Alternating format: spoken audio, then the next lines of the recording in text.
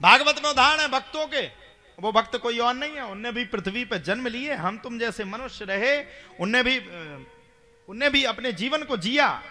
ये भागवत कह रही, भक्तों की कथा भागवत में है। भागवत भा से भक्ति, भक्तों की कथा।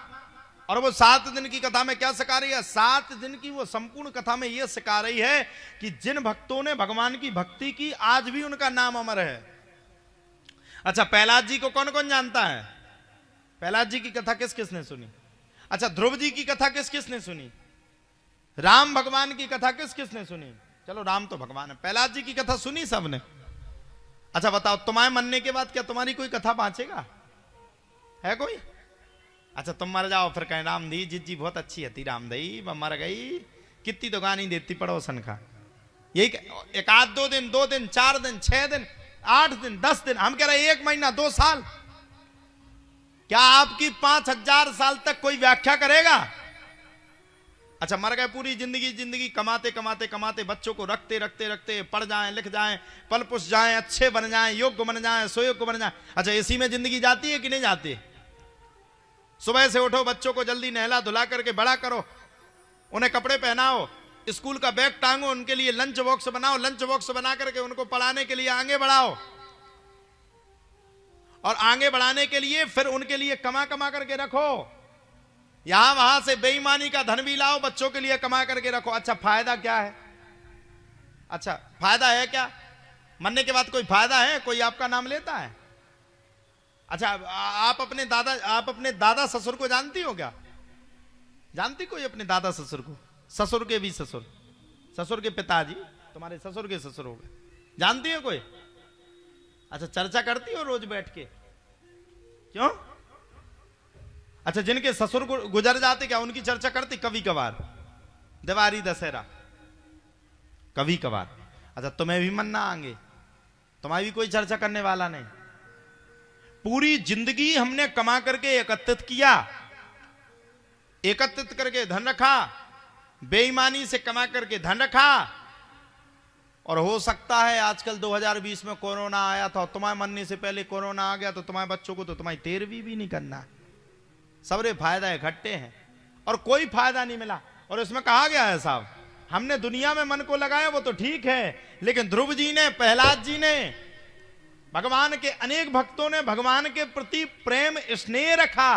तो जब जब भागवत की कथा होती है, जब जब भगवान की कथा की गाथा सुनाई जाती है, तब तब ध्रुव और प्रहलाद की भी कथा को कहा जाता है। सीधी सीधी बात इतनी है, मैं पूरा सारांश आपको बता रहा हूं। मैं ये नहीं कह रहा हूं कि पैसा मत कमाओ, मैं ये नहीं कह रहा कि रुपया मत कमाओ, जीवनी जीने के लिए हमें पैसा की जरूरत है, लेकिन पैसा कमाओ ईमानदारी से कमाओ।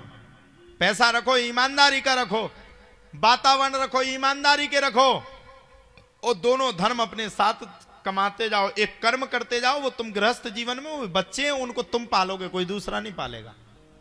देखिए, कर्म के साथ साथ धर्म का भी ध्यान रखते जाओ। गोस्वामी तुलसीदास जी की एक दिन में जिंदगी बदल गई। एक दिन में गोस्वामी तुलसीदास की पत्नी ने उनकी 1 मिनट में जिंदगी को बदल करके खड़ा कर दिया। जिन्होंने रामचरितमानस को लिख दिया, मानस को, संपूर्ण मानस को लिख दिया, वो गोस्वामी तुलसीदास जी, जो अपनी पत्नी से अत्यधिक प्रेम करते थे और अपनी पत्नी से प्रेम करने के कारण एक बारिश में भीगते हुए सर्प को पकड़ करके घर पर पहुंच गए।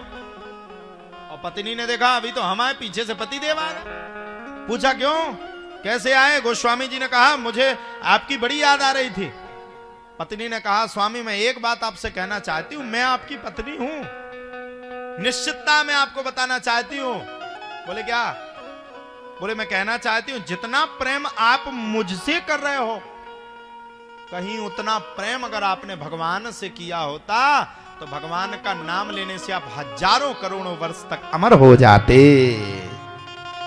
वही पत्नी का 1 मिनट का शब्द गोस्वामी तुलसीदास जी की बात में लग गई। 1 मिनट में घर का त्याग कर दिया, त्याग करके तुरंत वन में पहुंच गया। भगवान के आने की प्रतीक्षा कर ली, भगवान के आने का मन में निश्चय कर लिया, अब तो भगवान को पाना, किसी भी रूप से पाना, भगवान कैसे भी मिले, कौन स्थिति में मिले, मिल जाए। अब तुम लोगों का तो ये हाल है, पहले सोचो कि भगवान को पाना है, घंटाक में विचार बदल जाएगा, भगवान बाद में मिल जाएंगे यार, आज उठ लो कल मना लेंगे, परसों नहीं बैठोगी नरसों नहीं बैठोगी। लेकिन गोस्वामी तुलसीदास ने विचार कर दिया और कहा गया है रामचरितमानस में, अम्मोह भा भरोसा हनुमंता, बिन हरि कृपा मिले ही नहीं संता। भगवान की कृपा के बिना कोई संत का मिलना मैया दुर्लभ नहीं है।